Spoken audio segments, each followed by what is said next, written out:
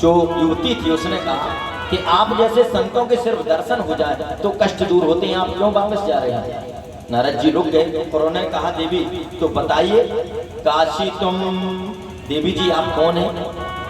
और काविमऊ ये कौन है जो लेटे हुए हैं? तब देवी जी ने बताया कि महाराज अहम भक्ति ख्याता ये मऊ में तनयो मतौ, मैं महाराज भक्ति हूँ और ये मेरे दोनों ज्ञान वैराग्य नामानवो काल योगेन जर जरो, ये दोनों मेरे बेटे हैं ज्ञान और वैराग्य।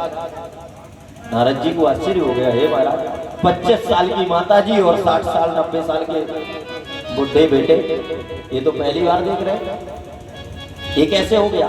तो उन्होंने कहा कि काल का महाराज में दक्षिण में पैदा हुई, कर्नाटक में बड़ी हुई, महाराष्ट्र में अन्य प्रदेशों में आई तो कहीं कहीं भक्ति का सम्मान हुआ, कहीं तिरस्कार हुआ।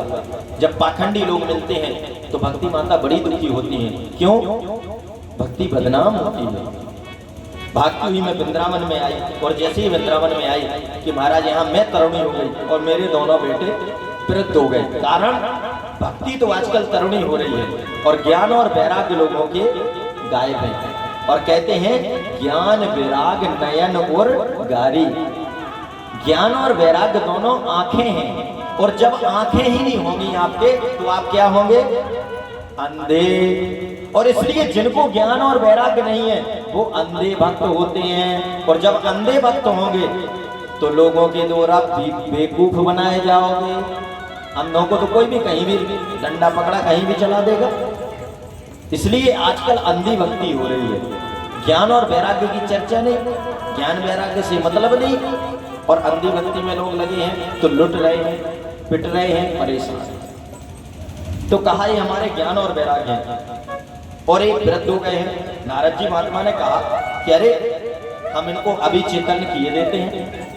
अच्छे सिद्ध महात्मा है नारद जी, विश्वास है अपने पर। महाराज उन्होंने नारद जी ने कहा कि हम अभी इनको ठीक करते हैं तो विभिन्न वेद वेदांत इत्यादि सुनाया। थोड़ी सी चेतना आई ज्ञान वैराग्य में और इसके बाद फिर से बेहोश हो गए। नारद जी तो परेशान हो गए, बोले गजब, इनको कोई असर ही नहीं हो रहा। तब भक्ति माता ने कहा कि महाराज आप कोई उपाय करिए। अरे आपने प्रहलाद का उद्धार कर दिया, ध्रुव का उद्धार कर दिया, मेरे बेटों को आप चेतन करिए। यदि नहीं करोगे तो महाराज मैं इस देश को छोड़ करके विदेश में चली जाऊंगी। नारद जी ने कहा ऐसा मत करिए, इदम स्थानम परित्यज्य विदेशो गम्यते मया, मैं विदेश भाग जाऊंगा, इस स्थान को त्याग दूंगा। वैसे भी हमारे देश की प्रतिभा विदेशों में जा रही है, देश में